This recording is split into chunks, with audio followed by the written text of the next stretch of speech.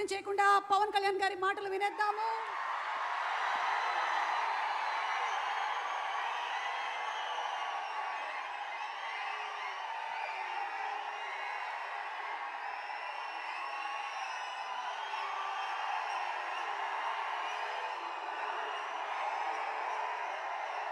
Harihara Veeramallu pre release ముందు జరిగే ఫంక్షన్కి ఇక్కడికి విచ్చేసిన మీకు, తెలుగు సినిమాని ఆదరించే ఇష్టపడే ప్రతి ఒక్కరికి, టీవీల్లో వీక్షిస్తున్న ప్రతి ఒక్కరికి కూడా మన శిల్పకళా వేదిక నుంచి వారందరికీ నా హృదయపూర్వక నమస్కారాలు. చాలా క్లిష్టమైన పరిస్థితుల్లో ఫంక్షన్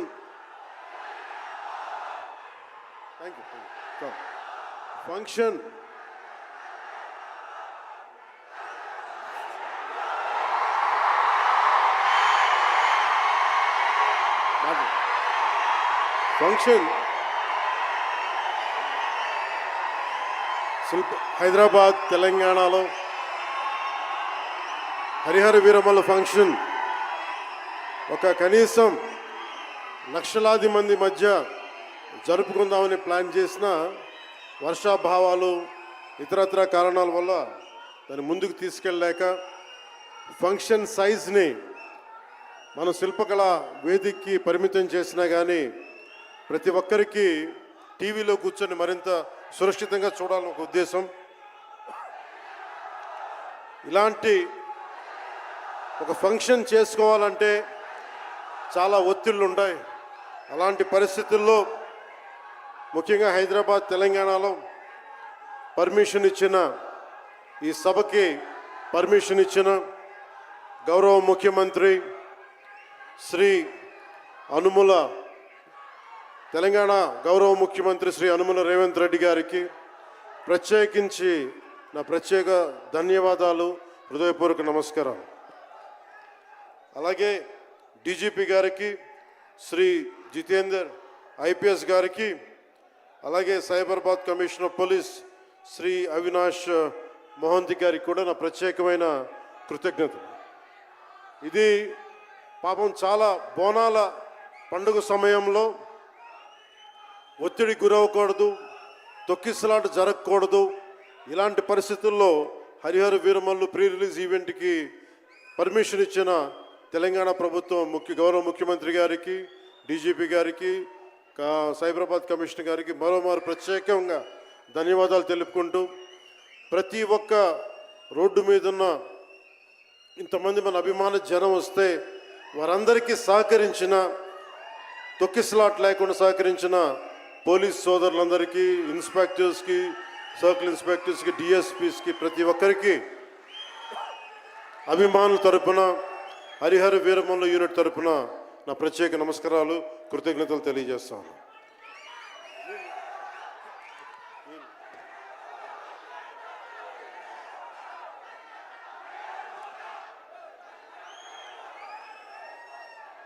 అలాగే తెలంగాణ సినిమాటోగ్రాఫర్ శాఖ మంత్రి శ్రీ కోమటిరెడ్డి వెంకటరెడ్డి గారు రావాల్సి ఉండింది, కానీ ఆయన మనకి సీఎం గారు రివ్యూ మీటింగ్ల వల్ల రాలేకపోయారు.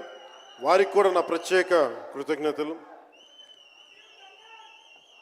అలాగే నేను పాలిటిక్స్కి వచ్చాక సినిమాలోకి వచ్చి మీ అభిమానాన్ని ఎలా సంపాదించుకున్నాను, పాలిటిక్స్లోకి వచ్చాక నేను స్నేహంతో పాటు ఒక మంచి స్నేహితుణ్ణి, అలాగే ఒక మంచి ఒక మిత్రుణ్ణి సంపాదించుకున్నాను.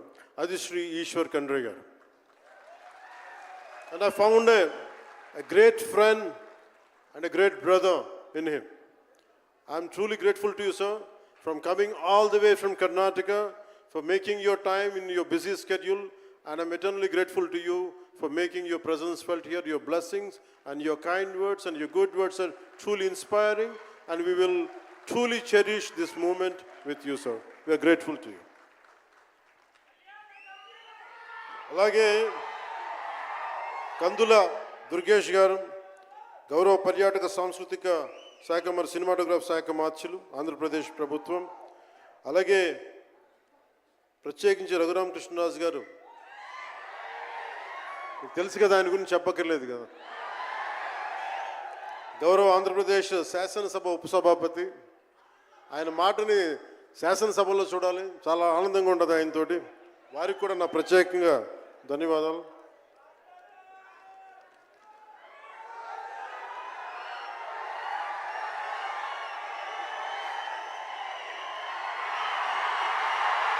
సరిగ్గా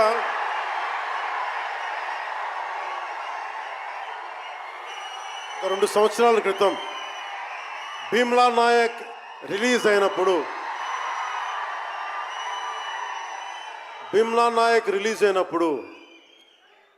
అందరి సినిమాలు 100లో ఉంటే పవన్ కళ్యాణ్ సినిమాలు 10 రూపాయలు 15 రూపాయలతో చేశారు.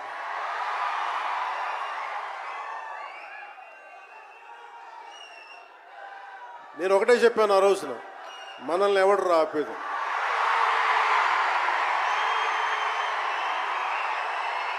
This is not about money. This is not about finance. This is not about records. This is about damn guts. This is about damn courage. This is about damn tenacity. We are here. We will stand by. We will serve justice.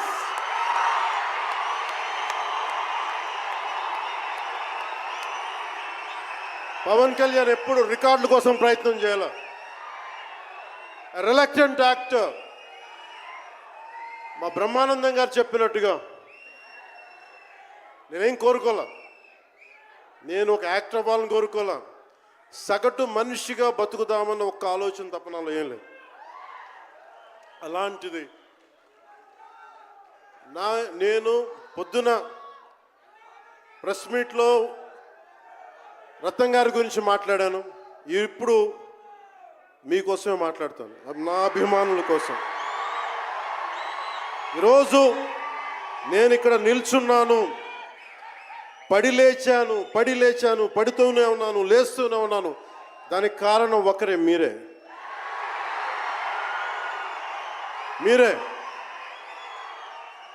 పడిపోయినా, కింద పడ్డా, లేచినా, ఉన్నా, అన్నా నీ వెంట మేము ఉన్నామని. నా దగ్గర ఏమన్నా ఆయుధాలు ఉంటాయా? నా దగ్గర ఏమన్నా గుండాలు ఉంటారా? నా దగ్గర ఎవరు లేరు, గుండెల్లో ఉండే మీరు తప్ప.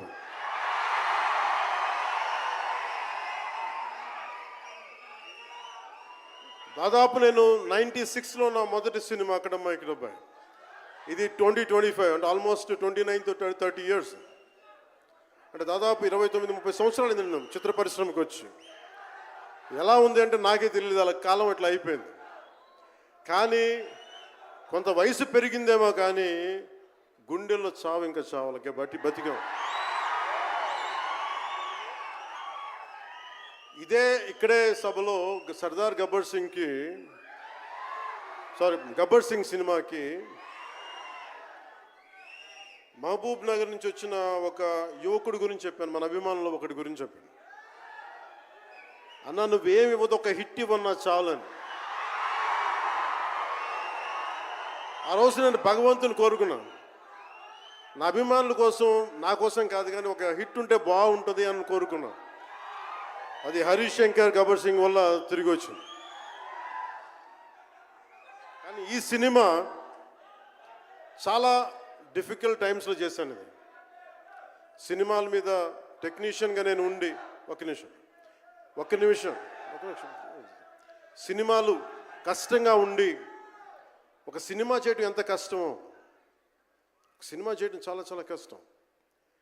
నేను మీతో పంచుకోదలుచుకున్నాను ఈ రోజున. మీకు సంబంధించి నేను మొదటి సినిమా నుంచి ఇప్పుడు దాకా జానీ సినిమా నేను చేసినప్పుడు అది ఫెయిల్ అయితే, ఆ సినిమా ఫ్లాప్ అయితే ఎలా ఉంది అంటే ఆ రోజు నా పరిస్థితి, వరుసగా హిట్లు కొట్టి కూడా ఒక్క సినిమా ఫ్లాప్ అయితే అందరూ మీరు వదలలేదు. నేను మీ గురించి ఎప్పుడు మాట్లాడతాను. అంటే ధనం మూలం మిదం జగత్ అంటాం. అంటే అన్ని బంధాలు, కార్ల్ మార్క్స్ చెప్పిన అన్ని బంధాలు ఆర్థిక బంధాలని సినిమా పరిశ్రమలో మరింత బలంగా తెలుస్తాయి. నా రెమ్యునరేషన్ ఇచ్చేసాను అని నా దగ్గర అంతమించి డబ్బులు లేవు. కానీ ఆ రోజు నుంచి ఈ రోజు దాకా ఒకటైతే మార్పు జరిగింది. నేను చిత్ర పరిశ్రమ హిట్స్, ఫ్లాప్స్ ఇవన్నీ వదిలేసి నేను ఒకటే నమ్మాను, నా అభిమానులు నాకున్నారు, నన్ను ప్రేమించే వాళ్ళు ఉన్నారు. డబ్బుకి ఎప్పుడు నేను ప్రాధాన్యత ఇవ్వను. నేను ఇచ్చింది బంధాలకు ప్రాముఖ్యత ఇచ్చాను. మనిషి నుంచి మనిషి బంధం. నా గుండె నుంచి మీ గుండెకి 2 గుండెల దూరం అంతే. నేను ఏమి కోరుకోలే. చాలా కష్టాల్లో ఈ సినిమా చేశాం. పేరుంది, ప్రధానమంత్రి గారి దగ్గర నుంచి అందరూ తెలుసు. కానీ దానివల్ల డబ్బులు రావు. మనకి డబ్బులు వచ్చే సినిమానే రావాలి. కానీ సినిమాని ఎలా చేస్తాం? మిమ్మల్ని రంజింపజేయాలి, మిమ్మల్ని ఆనందింపజేయాలి. మనకి ఖుషీ లాంటి సినిమా తీసిన ఏఎం రత్నం గారు ఎప్పుడో 2017లో ఎప్పుడో సినిమా వచ్చి మీరందరూ తిడతా ఉంటారు కదా నన్ను, ఎంతసేపు రీమేకులు చేస్తావు అని. కరెక్ట్. ఏం చేయమంటారు చెప్పండి?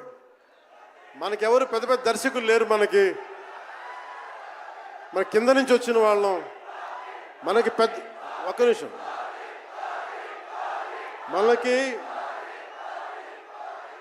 మన సినిమాలని చెప్తున్నా, ఓజీ సంతోషం, ఇది వీరా. మీకు ఈ సినిమా గురించి చెప్తాను మీకు. అంటే మనకి దర్శకులు ఎవరు లేరు.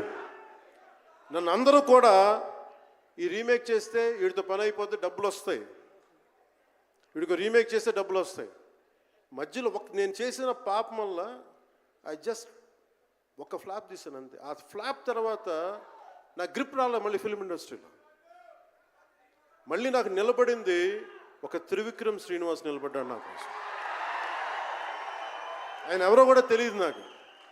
ఎవరన్నా సక్సెస్లో వెతుక్కొని వస్తారు, అపజయాల్లో వెతుక్కొని వచ్చిన నా మిత్రుడు, ఆత్మ బంధువు త్రివిక్రమ్ శ్రీనివాస్ వచ్చి అప్పుడు జలసా తీశారు. కష్టాల్లో ఉన్నప్పుడు లేదు. అడ్వర్సిటీ రివీల్స్ ట్రూ క్యారెక్టర్ అంటారు. కష్టాల్లో ఉన్నవాడే వచ్చినప్పుడు స్నేహితుడు. అలాంటి స్నేహితుడు నాకు భగవంతుడు త్రివిక్రమ్ శ్రీనివాస్ ద్వారా వచ్చాడు. అలాగే ఎందుకు రీమేక్స్ చేశాను మీకు ఉంటుంది కదా. నా పార్టీని ఎవడు నడుపుతాడు? కొత్త కథలు తీస్తే ఎప్పుడో వెళ్ళిపోద్ది. నా భార్యని కానీ నా పిల్లల్ని కానీ ఎవరు పోషిస్తారు? నేనే పోషించుకోవాలి. దానికి డబ్బులు కావాలి, పార్టీ నడపాలి. వీటన్నిటికీ రీమేక్ అనేది నాకు కొంచెం ఈజీ దారి అయింది. సొంత సినిమాలు కొత్త సినిమాలు చేయలేక కాదు, వేరే దారి లేక. నాకు దేశం పిచ్చి, సమాజ బాధ్యత పిచ్చి, సినిమా మీద ఉన్న కరెక్టే. నేనంటే మీకు పిచ్చి. అలాంటి నేను ఒక మంచి సినిమా రావాలని కోరుకుంటే అది ఏఎం రత్నం గారి ద్వారా వచ్చింది. కోరుకున్నాడు ఆయన, నీతోటి ఒక బలమైన సినిమా తీయాలని. ఏదో ఆయన కూడా ముందు రీమేక్ వచ్చారు, అవి అటు ఇటు తిరిగి యాక్చువల్గా క్రిష్ గారి వల్ల ఈ సినిమా వచ్చింది. ముందు జాగర్లమూడి క్రిష్ గారికి మనందరం ముందుగా కరతాళ ధ్వనుల ద్వారా చాలా బలంగా తెలియజేయాలి. ఆయన ఒరిజినల్ ఫౌండేషనల్ వర్క్ మీద ఇది ముందు.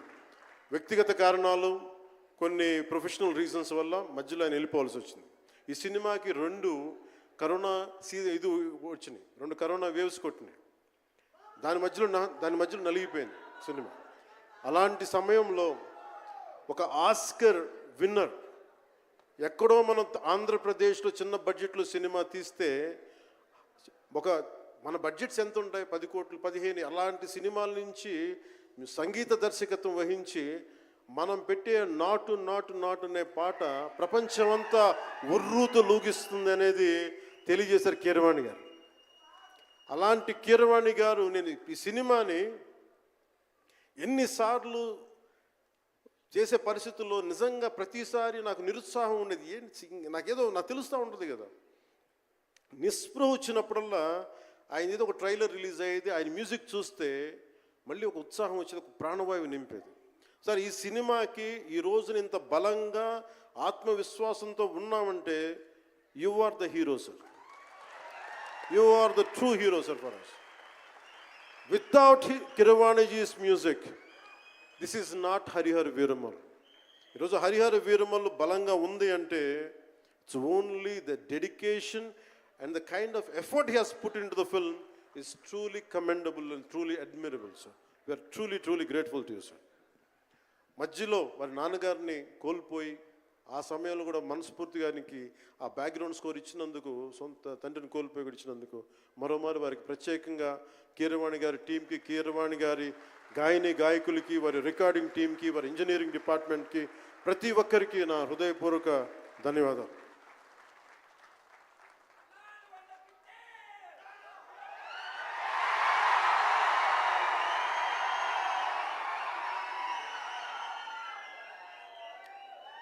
ఈ సినిమాని టెక్నీషియన్స్ గురించి అందరితో మాట్లాడి then will talk about cinema.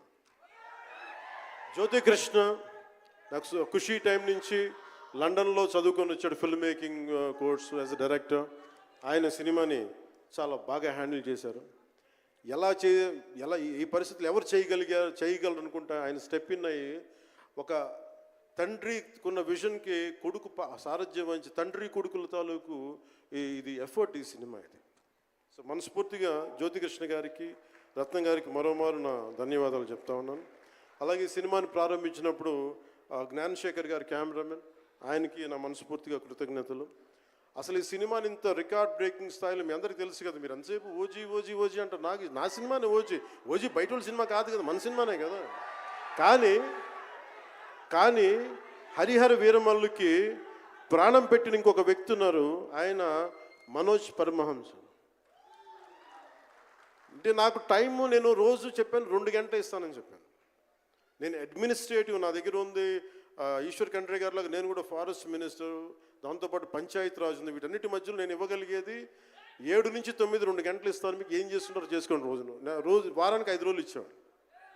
ఈ 5 రోజుల్లో దాన్ని చాలా పగడ్బందీగా ప్లాన్ చేసి మంగళగిరిలో ఉన్న జనసేన పార్టీ ఆఫీస్ నుంచి 2 గంటల ఒక కూతవేటు దూరంలో ఉన్న నా సన్నిహితులు, నా మిత్రులు రమేష్ లింగంనేని గారి మిడ్ వ్యాలీ స్టూడియో, వాళ్ళ స్థలం ఉంటే దాన్ని మిడ్ వ్యాలీ స్టూడియోస్గా మార్చేసి అక్కడే సెట్స్ చేసాం. మొత్తం మేజర్ వర్క్ అక్కడే చేసి దాని స్పెషల్ ఎఫెక్ట్స్ చేసాం.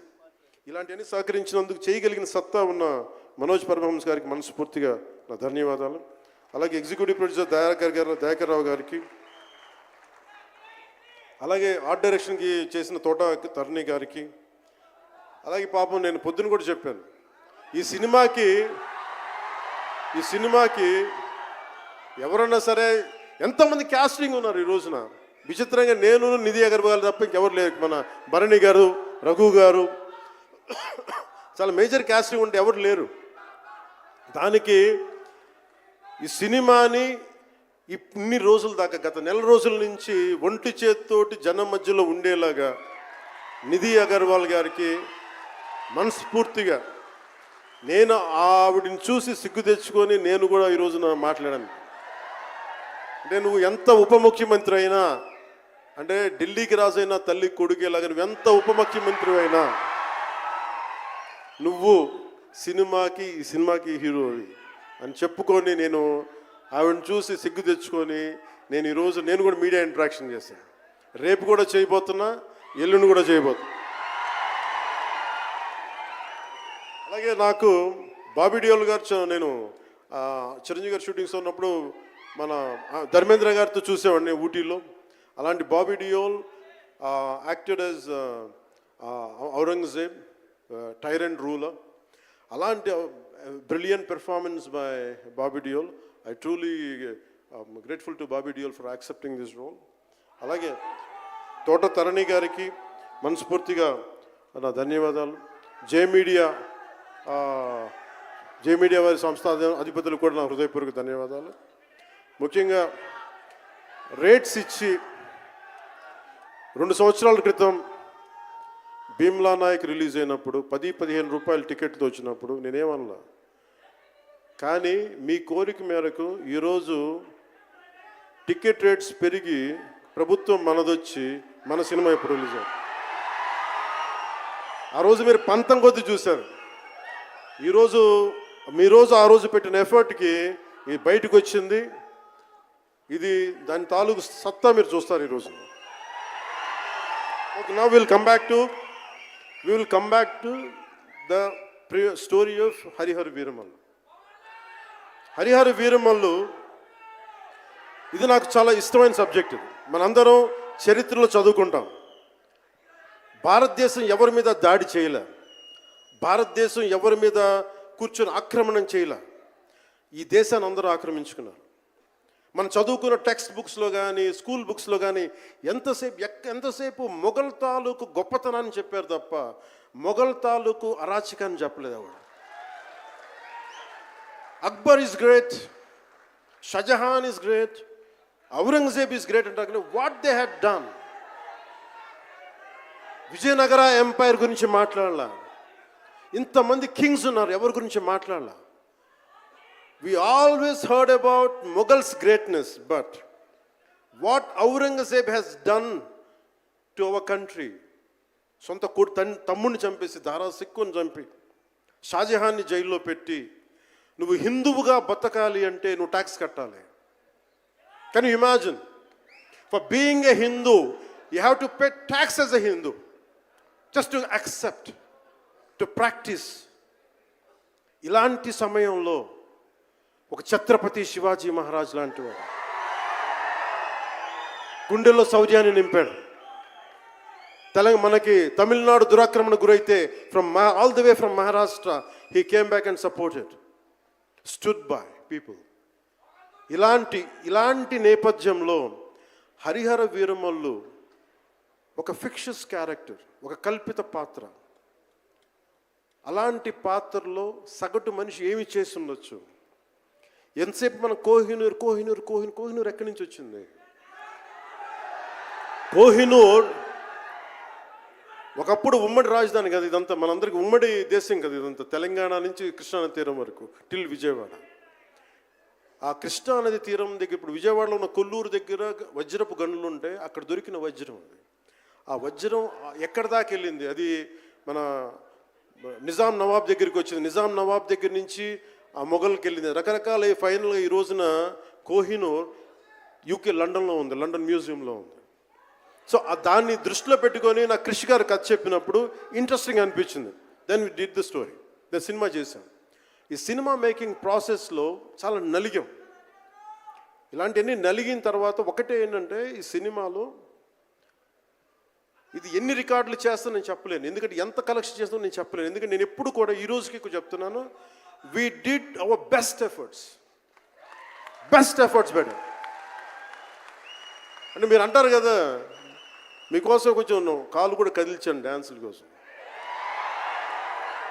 అలాగే నేను చాలా సంవత్సరాలు అయిపోయింది ఎంతసేపు పొలిటికల్ ప్రాసెస్లోకి వెళ్ళిపోయి రియల్ లైఫ్ గుండాలను ఎదుర్కొన్నాను, రియల్ లైఫ్ రౌడీలను ఎదుర్కొన్నాను. కానీ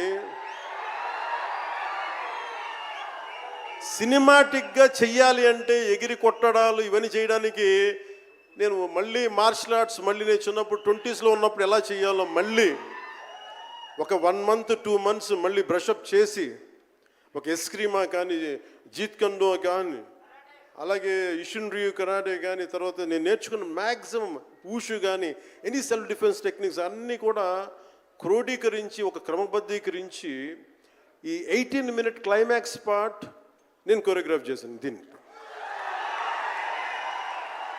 అంటే అది దేనికి అంటే నీ ధర్మానికి నువ్వు ట్యాక్స్ కట్టాలి అంటే అది ఎదురు తిరిగే పరిస్థితి. That is the climax. ఇది ఏంటంటే ఇది ఆ టైంలో సగటు భారతీయుడు నలిగింది, దాన్ని ఈ సినిమా రిఫ్లెక్ట్ చేస్తుంది. మిగతా కథ అంతా ఉంటుంది కానీ అంటే ఇది మీరు ఎందుకంటే ఇది దెర్ ఇస్ నో సీక్రెసీ అన్నట్టు, ఇది సస్పెన్స్ సినిమా కాదు.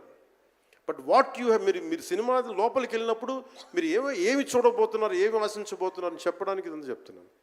ఎందుకంటే నాకు అమ్మడం తెలియదు, నా సినిమా ఇన్ని 100 కోట్లు చేస్తున్నా తెలియదు. ఎందుకంటే 10-15 రూపాయలతో కూడా సినిమాలు ఆడినాయి మనం. 10-15 రూపాయలతో కూడా సినిమాలు డబ్బులు చేసినాయి. ఫ్లాపుల్లో పెరిగామంటాను, నేను ఇప్పుడు సక్సెస్లో పెరగల. సో మీరు కోరుకున్న సక్సెస్ భవిష్యత్తులో రావాలని మీరు ఎలా ఆశిస్తున్నాను, నేను కూడా అలాగే ఆశిస్తున్నాను. జరుగుద్దా లేదా అన్నది ఆ పెరుమాళ్ళకి ఎరుక, అది భగవంతుడు చెప్పాలి, మన చేతిలో లేదు. మన చేతిలో ఉన్నదల్లా we had done best, we had given our best. Rest leave it to God. మీకు నచ్చిందా బద్దలు కొట్టేయండి. That's all I can say. మీకు మీరే నా బలం, మీరే నా బలం. నేను కష్టాల్లో ఉన్నా, ఓటమిలో ఉన్నా, ఎక్కడున్నా అన్నా నీకున్నావని చెప్పిన వాళ్ళు మీరు. మనల్ని ఎవడరా ఆపేదంటే, మనల్ని ఎవడన్నా ఆపేదని ముందుకొచ్చింది మీరు. మీకు ప్రతి ఒక్కరికి పేరు పేరున ఈ గుండె ఎవరి కోసం కొట్టుకోదు, మీకోసమే కొట్టుకుంటుంది, మీ కష్టాల కోసం కొట్టుకుంటుంది. మళ్ళీ విశాఖపట్నంలో కలుసుకుందాం. టిల్ దెన్, జై భారత్, జై హింద్.